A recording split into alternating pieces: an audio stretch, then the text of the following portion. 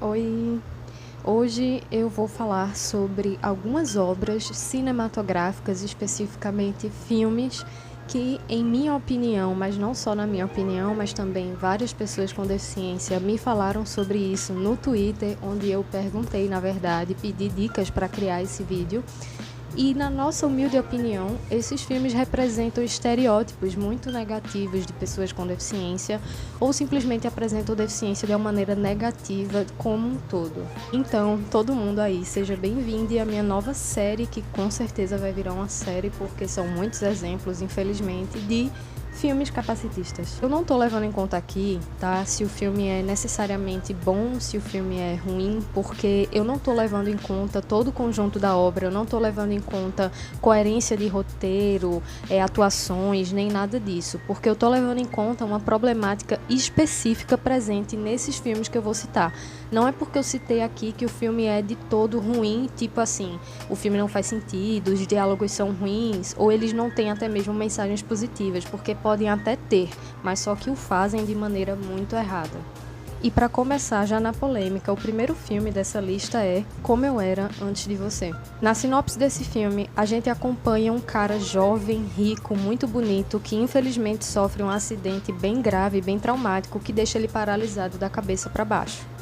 Depois que ele já está passando por vários momentos muito complicados, desafiadores, é contratada uma moça para ajudar ele, não só com as necessidades do dia a dia, mas quem sabe ali até psicologicamente.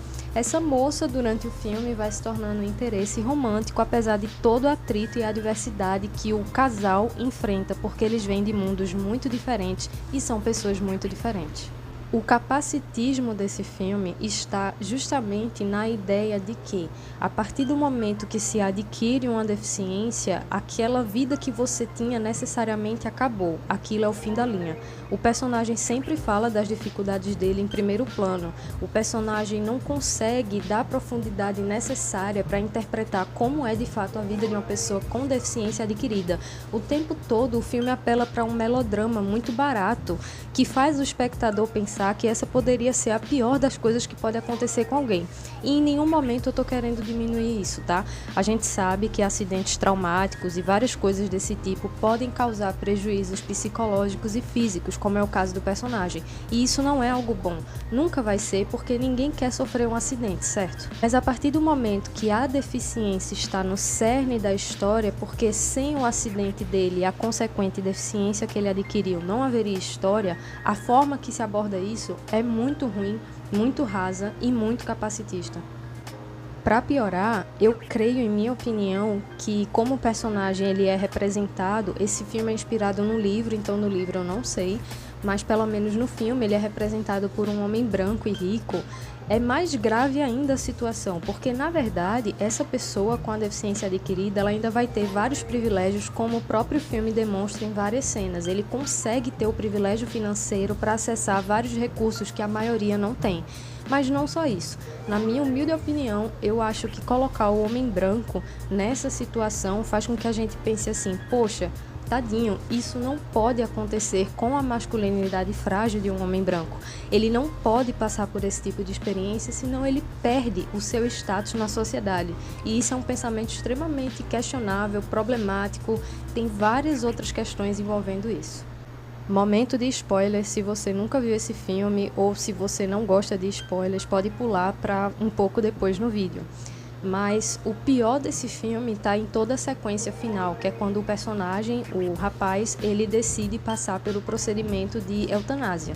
Para começar, que toda essa história já é bem bizarra, porque na verdade ele só quer passar por esse procedimento por estar com a deficiência. Não estou aqui, novamente, fazendo juízo de valor das dores dele, mas será que a gente nunca pode ver a deficiência como outra forma? Será que toda vez na ficção o único fim da linha para a pessoa com deficiência na corrida, na chegada, é a morte ou então um heroísmo que a pessoa não solicitou? As pessoas com deficiência nunca podem ser simplesmente pessoas e estarem existindo? O segundo filme dessa lista é um filme que eu tive o desprazer de assistir porque, infelizmente, ele nem é bom, na verdade. O roteiro é cheio de furos e a cinematografia de qualidade muito duvidosa, cenas de ação também, toda a história em si é duvidosa e capacitista. E esse filme é Código para o Inferno. A sinopse é que um agente do FBI, que ele não tem métodos muito tradicionais, ele acaba, por coincidência, no caminho de uma criança de 9 anos. Só que essa criança de 9 anos, ela não é como as outras e ela precisa da proteção constante dele, já que ela está sendo ameaçada até mesmo de morte. Essa criança é um menino autista, que, por coincidência, acabou quebrando um código super secreto que dá acesso a várias coisas importantes, e aí começa essa caçada super perigosa que vai cada vez mais machucando todas as pessoas que entram em contato com o menino e com esse agente. O filme é capacitista porque, novamente, sem a deficiência do personagem, o filme não existiria. Desde o início do filme é mostrado que o menino tem uma inteligência acima da média quando o assunto é números e raciocínio lógico, o que é um estereótipo bastante associado em pessoas autistas, tá?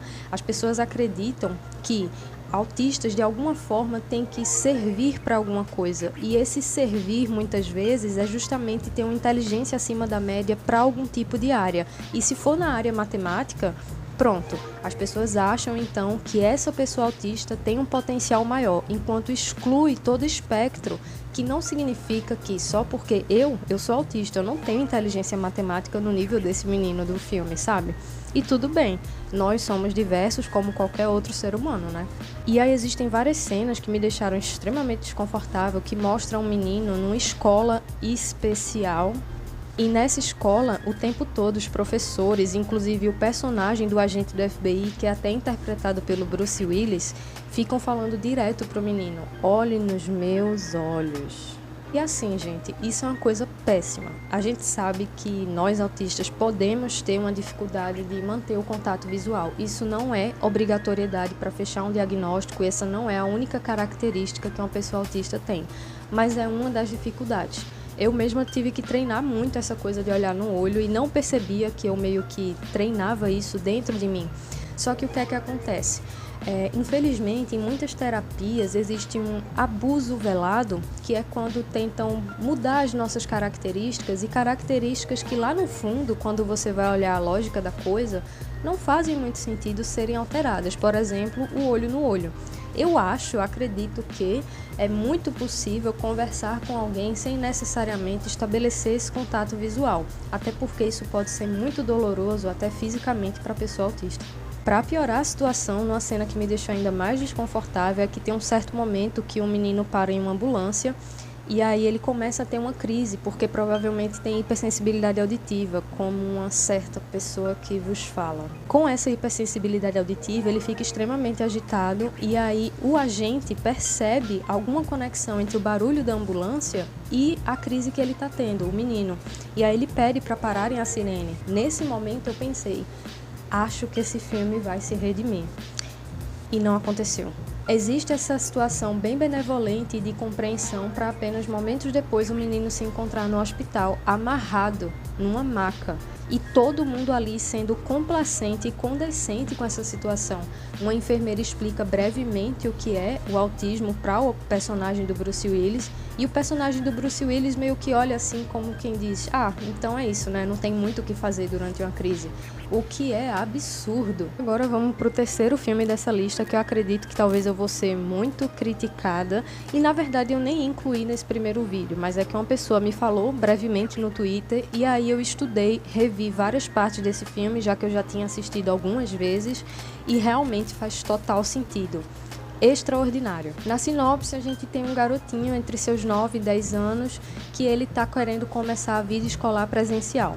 Ele tem uma deformidade facial que não é especificada no livro que deu origem ao filme, nem no filme. Então ele obviamente tem esse medo, né? E os pais dele também têm esse medo que ele entre em contato com essa sociedade tão jovem.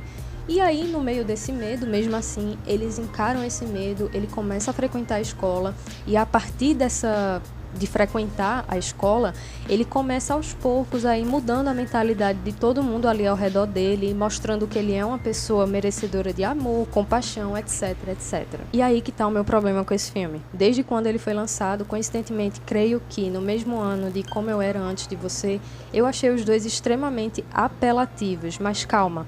Não é porque uma personagem com deficiência existe em uma história que a história está necessariamente tentando apelar para a pena ou o coitadismo, porque na verdade fazer isso é capacitismo, e é exatamente isso que esse filme faz. O tempo todo o personagem é mostrado como uma ferramenta para as outras pessoas ao redor dele terem uma vida melhor e o enxergarem como uma pessoa digna de respeito verdadeiro, ou seja, uma criança de 9 anos, de certa forma, já sente uma pressão invisível da sociedade de cair no estereótipo da pessoa com deficiência que vira herói de repente. Além disso, um outro ponto que deixou esse filme, bastante polêmico na época, inclusive na temporada de premiações, foi que o garoto escolhido para interpretar o personagem não é uma pessoa com deficiência, porém, tanto o autor do livro que deu origem ao filme quanto o diretor do filme deram uma entrevista falando que cotaram sim pessoas com deficiência para interpretar o papel, mas um dos meninos que eles gostaram bastante no teste, que tinha uma deficiência, que era a síndrome de Crouzon, que forma uma deformidade facial, eles disseram que por conta disso não dava para ouvir direito o que é que o rapaz estava falando e por isso ele foi descartado.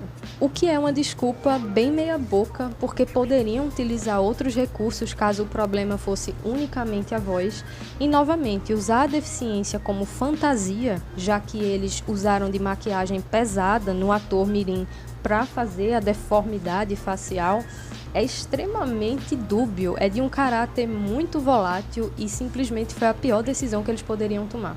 É isso por enquanto. Se você acha que tem outros filmes que são capacitistas, escreve, comenta, me manda uma mensagem se você não quer comentar, mas fala o que você acha, me diz o nome, se possível me diz aonde assistir também, porque facilita muito. E a questão aqui é que muitas vezes isso passa muito batido. A gente hoje em dia já consegue debater sobre a questão de gênero no cinema, sobre a questão racial e várias outras coisas, até mesmo a questão decolonial do cinema. Existem vários canais de cinema, sobre cinema, pessoas que estudam cinema, que indicam, falam de trabalhos que saem deste eixo hollywoodiano, etc. Mas você não vê pessoas falando sobre esse problema urgentíssimo, que é o capacitismo dentro das telas e que, infelizmente, provém do capacitismo fora delas. Só que a questão é, todo mundo acaba se beneficiando com esses filmes. As pessoas acabam criando dentro delas mesmas um senso de super-heroínas por estarem assistindo essas histórias. Os atores que interpretam as pessoas com deficiência acham que estão prestando um bom papel, quando na verdade tudo isso só está servindo para tirar a oportunidade de pessoas com deficiência do mercado. Existem muitos atores, atrizes, várias pessoas que são muito talentosas aí no mercado e que não conseguem trabalho por conta da deficiência. E isso é uma coisa que precisa mudar urgentemente. Creepy face, que é o nome dessa prática, quando uma pessoa sem deficiência interpreta uma pessoa com deficiência, é algo que está sendo discutido mais agora. E eu quero muito que essa discussão vá para frente, porque se não for, como é que a gente vai avançar? E é aquela máxima que muitas pessoas com deficiência falam, porque nesse caso eu descobri que o famoso local de fala é extremamente importante, já que em várias discussões que a gente aborda outras problemáticas, como eu falei anteriormente, a gente nunca presume que esse corpo pode ser diferente, que essa mente pode ser diferente. Então, nada sobre nós sem nós.